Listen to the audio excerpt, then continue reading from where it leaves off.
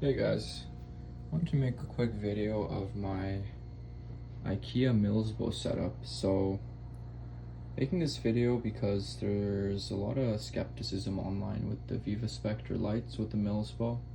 A lot of people do say it's a bit too strong, but in my experience, I acclimated my plants only for around 2 weeks on 25%, and I've gotten no burn so far. So, in terms of what I am growing, give you a quick run through. So I have a couple of mature anthuriums here. This one got repotted recently, that's why it's a bit stressed right now and a bit droopy. I got this Ace of Spades cross over here, and this is a Michelle crossed with Black Widow, and it produces some really beautiful leaves. So in terms of all these seedlings here, these seedlings I originally had on this second shelf over here, and it was getting really good diffused light. This new leaf you can see here is only around 3-4 days old, and it's already massive compared to the other ones. The reason I moved them down here, it's because one of the faults with the Viparspectre in the Milsbo is that it gets quite hot. But I think if you follow my setup of having a strong fan pointed up and then also a exhaust fan up on top, for me, I've managed to keep my temps between 27 and 29 with 50% on, which is quite good. And then in the nighttime, it will drop to 25, which is like natural for the anthuriums to experience a bit of temp drop. And in terms of humidity, I have my humidifier right over here. It runs pretty much only like 20-30%. I increase it a little bit when my lights are on because it gets a bit dry in here, but in the night I can really keep it off, and I'll maintain 70% here. So if anyone is skeptical about the Viparspectre lights, I would say it works quite well in the Milsbo.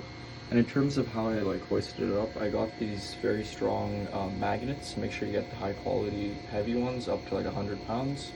And then they already had the what's it called, the carabiners attached, so I hooked that up.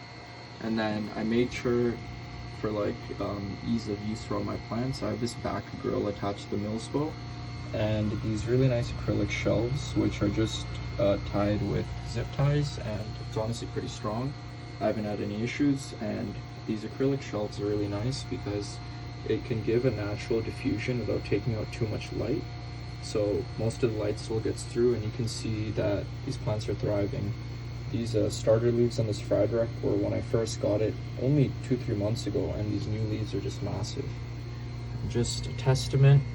Look at this new Frederick leaf versus its predecessors. It literally upsized 3 to 4 times its size, and a new leaf is growing out. And this one has been in this height this whole time. Same thing with this black velvet. It was dormant for a really long time, and under the Viparspectre, you can see massive new leaf coming through. So overall, hopefully this can give a bit of inspiration on the layout. My tips: definitely keep that fan that same area, because what happens is it cools down the heat that's coming from the light, and it also bounces off this top and then it circulates down. So even all the way down here, these big leaves will be moving around a while, and that's what you want.